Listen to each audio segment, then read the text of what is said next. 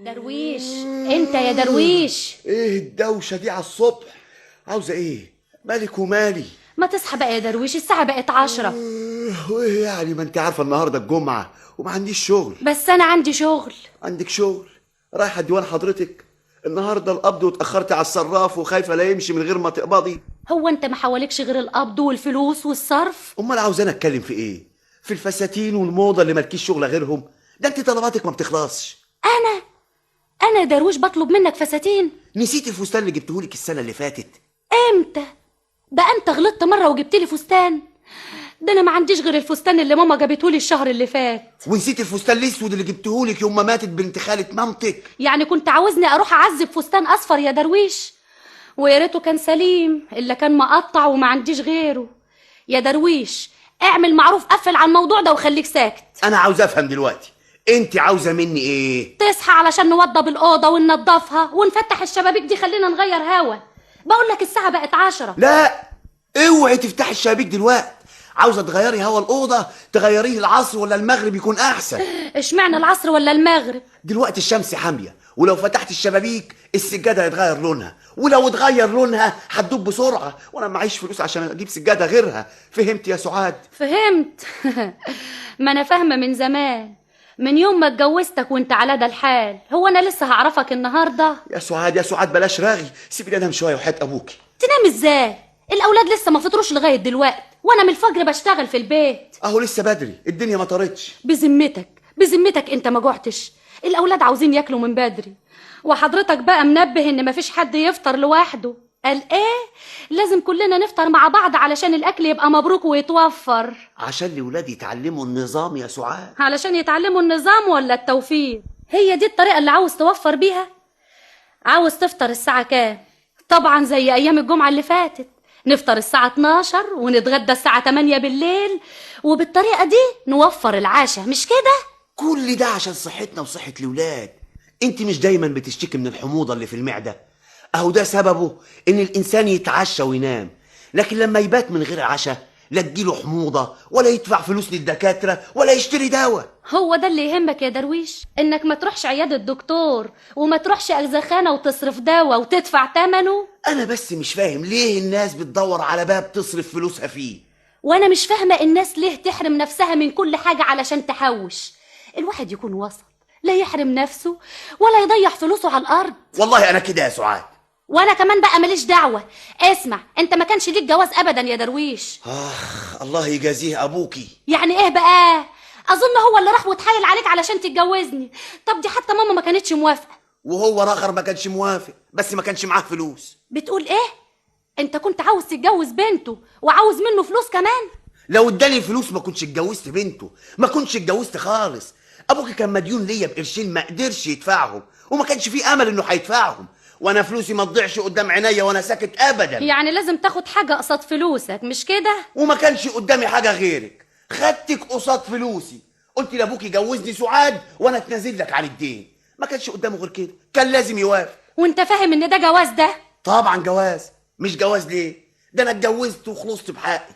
اظن مفيش في الدنيا احسن من كده. مش عاجبك الكلام ده يا استهانم؟ معلش، عاجبني انا.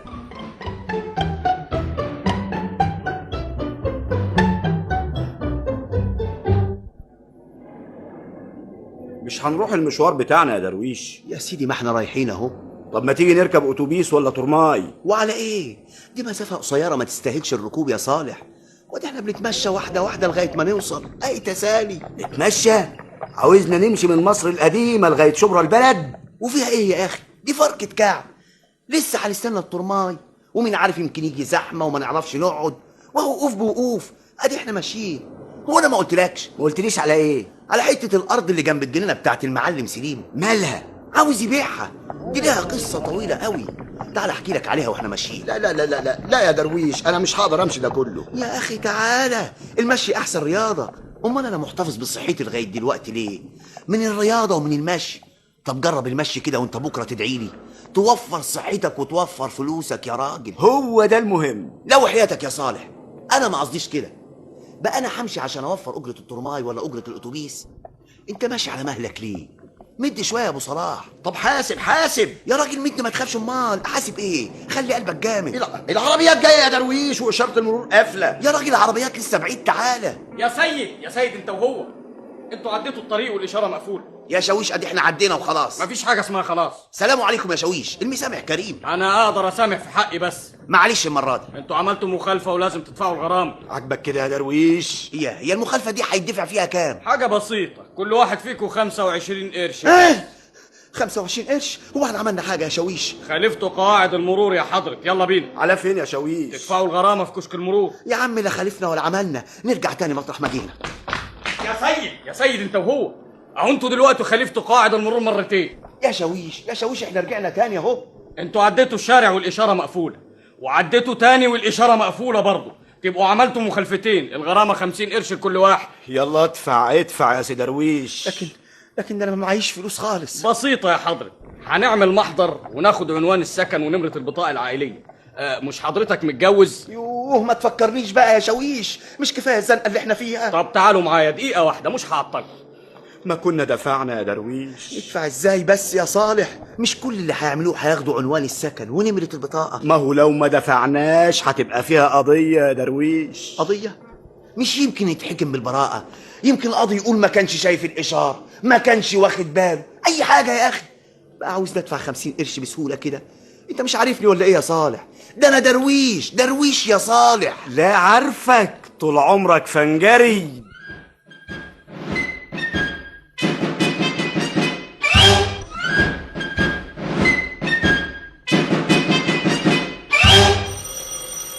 مين؟ اهلا اتفضل، اهلا وسهلا. ايه يا اخي درويش، مالك؟ هو جرى حاجه ولا ايه؟ سعاد مالها؟ سعاد كويسه خالص، دي حتى واقفه في المطبخ بتعمل شاي لنفسها. امال يا ابني دي بعتت بتقول انها عيانه. عيانه ازاي؟ دي كانت كويسه الصبح قبل ما اخرج، ورجعت لقيتها كويسه وهي اللي فاتحالي. اتفضل ادخل، اتفضل انا هنده لها حالا. اتفضل. ايه الظاهر ان انا جيت في وقت مش مناسب ولا ايه؟ ايه اللي عملتيه ده يا سعاد؟ ايه مالك؟ مش عاوزني اعمل كوبايه شاي اشربها مع الاسبرين؟ احنا في الشاي دلوقتي، تعالي اتفرجي على الورطه اللي وقعتينا فيها. ورطه ايه؟ ابوكي وصل وقاعد في الصالون. يا خبر، ده انا نسيت. نسيتي ايه؟ مش تفهميني. فوزيه اختي كانت هنا الصبح وقلت لها خلي بابا يفوت عليا. يعني ما يفوتش الا في وقت زي ده؟ معلش بقى يا درويش. معلش ازاي؟ لازم تخلصينا من الورطه دي. شوفي لك طريقه. هنغديه ايه؟ ما عندناش حاجه. اهو يتغدى اي حاجه يا درويش، ما تكبرش الموضوع. قلت لك مش ممكن يتغدى هنا ابدا. يا دي الكسوف. طب حاضر انا هتصرف يا درويش، انا رايحه له. هتقولي له ايه؟ مش تقولي لي بس تفهميني؟ يا اخي وانت مالك، انا هعرف شغلي. اهلا. ازيك يا سعاد؟ قلبي عندك يا بنتي. والله انا لما قالت لي فوزيه جيت على طول. وازاي ماما ما جتش ليه؟ ماما تعبانه شويه يا سعاد، ما انت عارفه يا بنتي انها ما تقدرش تمشي. ده انا كنت جايه علشان اشوفها. تعرف يا بابا، لولا فوزيه جاتني النهارده كنت جيت لكم. اصلي عاوزه اشوف ماما، دي وحشتني قوي. ايه رايك تيجي معايا يا سعاد؟ ايه رايك يا درويش؟ خلاص يا سعاد، ما دام ماما عيانه يصح برضه تروحي تشوفيها. مش كده بالذمه يا ابني؟ والله يا عمي، والله دي لينا وحشتني خالص. طب ما تيجي معانا يا درويش علشان تشوف ماما. بس ايه؟ يلا بينا يا درويش، دي ماما هتفرح قوي لما نروح كلنا.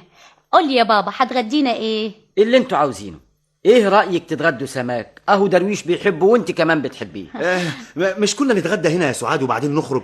يلا بينا يا درويش، يلا ما تكسفش بابا. هو في فرق؟ ما هو ده بيتنا وده بيتنا.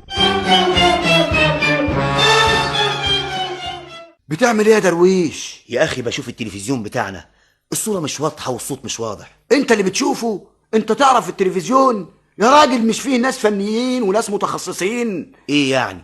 عاوزني اصلحه عند الفنيين عشان ادفع الشيء الفلاني؟ امال انت اللي تصلحه؟ انا اكتشفت ان العيب من الاريال، هظبطه دلوقتي واوضبه، وهتتفرج بقى يا عم على الصوره والصوت، هيكونوا زي الاول واحسن كمان. يا درويش طوعني، ادي العيش لخبازينه. عيش مين وخبازينه مين يا عم؟ امسك يا صالح، امسك السلم كده وناولني الشاكوش والمفك. هتعمل ايه؟ هفك المسامير واعدل الاريال. يا درويش مش كده ازاي بس؟ امال عاوز ادفع فلوس؟ انا بعمل كل حاجه بايدي. جلدة حنفيه انا اللي اعملها، كرسي، دولاب، نمليه انا اللي اصلحه.